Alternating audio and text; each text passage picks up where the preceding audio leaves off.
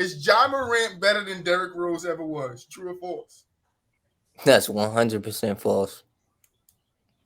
I watched Derrick Rose carry a team to the Eastern Conference Final and battle LeBron. We don't know how far the Grizzlies are going this season. Now, let's say Ja makes it to the Western Conference Finals, then you can make the argument. But until then, I'm still picking with D Rose. GK? So this was really tough for me because when I saw it on the doc, immediately I thought my head was exactly where Josh's head was at.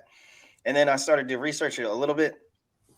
And I wouldn't say I'm ready to go ahead and say John Morant's already better than Derrick Rose ever was. I don't want to go ahead and say that statement. But after looking at everything, like player efficiency rating and like just watching their game tape and stuff like that, it seems like Ja is developing at a faster rate. He's shooting jump shots at a higher clip. And the only thing I would say against that I saw on the tape was with the ball in their hand, Rose was a little bit better at being like twitchier, like just it was harder for his defender to stay in front of him than it is for Ja. I mean, it's hard to stay in front of Ja too, but Rose just looked like he was a little bit better at like getting past the first man. But it is really, really close. And I agree with Josh when he said, depending on how far Ja can take his team, that might move the needle for me. But in terms of like playing capability and just like being shifty, like especially like when you pick up your dribble or the pivot moves and get into the mid-range jump shot and stuff like that, Ja has actually, it's very similar, but Ja has actually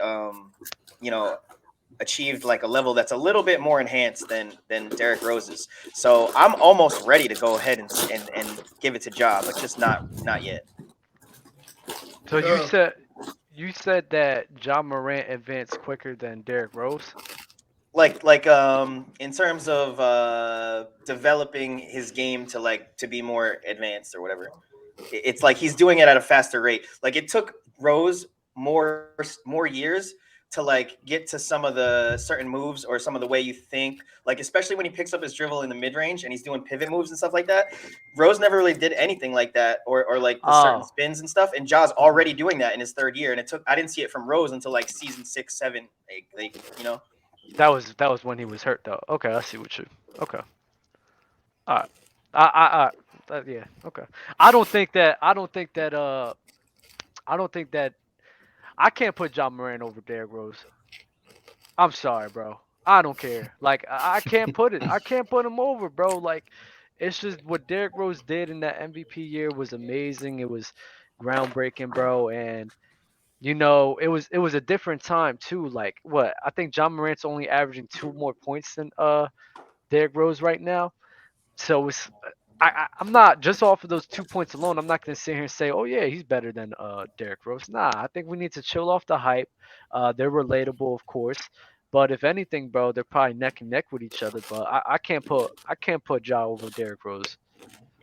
well, Yeah, likewise. I mean, I I love what Ja's doing, but um, what D Rose did, like that MVP year, and I personally think I watched him from a rookie. I'm from Chicago, so I watched him from a rookie. I watched him grow every year. I watched him come in with no jump shot. Then the very next year, that mid range was deadly. Like I watched him grow and grow until the MVP that he was year three. So I think it's safe to say that Ja, barring injury, will be better though. I can see that much right now. Barring I was injury, he will be better. I was just gonna say, like, so I know it's what if, but like, if they end up in the finals, can that move the needle for you? Because the other thing I didn't bring up too is like, I was noticing just like passing vision and stuff. So they would both, obviously they're really good at driving and kicking because they're both downhill attacking the basket. But if I'm just looking at that aspect of their game in the half court, um, the edge goes to Morant a little bit because it's crazy. Like he'll draw the double team or the weak side defender or whatever, and the way he's kicking out to either corner or either wing is incredible. Like the way his body control is, like he's all crazy in the air with a spin or whatever, throwing it behind his head, dotting the corner, dotting the wing, catch and shoot, like on the money. Like Rose could do a little bit of that too, but Morant is doing it better from what I was watching on tape. The teammates are better. That's why. Well, there you go. That, I mean, I would agree with that. You got more confidence in them wing shooters instead of Derrick Rose getting in the air. Then he got to look to see Keith Bogan standing over there. Yes. That's the difference. Yeah. Hey, who didn't go? You. Me? Yeah. You didn't go. I mean, I don't like comparing players anyway. But I mean, I Come on. you have no, I don't. Don't I'm do just that. telling you Don't do that. I'm doing my personal. I don't. But in this realm of sports, you have to compare players, and I would agree. Somebody said that they're alike. I agree with that. I do think if Ja, bar injury, because that's my biggest question about Ja and that bounce that he has. Like any other player that you have seen, how long did they sustain that type of bounce? Like that's my problem with it. Yeah, that's my problem with Ja. So if he does keep this up, then yeah, he would. In another, how many years did D Rose play? 13, 14 years. So when he gets around there, that mark. Well, he's gonna be better than Derrick Rose all time. Yeah, I know, definitely. That's what I'm saying. Once he gets to that mark, then we can start talking about is he better than D Rose all time. But right now, D Rose is in a different type of atmosphere of his game than what Ja is. I think that matters too. I don't think they're comparing the career. I think they're comparing the 3 years. The peaks. The first 3 years. Yeah, the first 3 years is almost relatively the same. So now it's which one's better. The only thing I just don't like about it is that we never truly got to see Derrick Rose's true peak. We just got to see a blur of it. Because like right after that Eastern Conference Finals trip, he tore his ACL, and then he was out the next year after that, and then he came back, played 10 games. Mm-hmm. Like he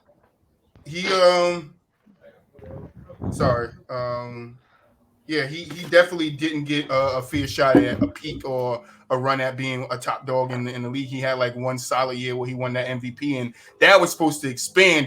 I remember the talk around D Rose like, this guy is about to take over the league. The Bulls are going to win a championship. Like we're going to get that same nostalgia we had like when Jordan was around, like for the Bulls and stuff. But ultimately he tore that ACL and he never came back from it. And we see that happen to a lot of players of D Rose and Ja Morant's statue. That bounce is out the gym.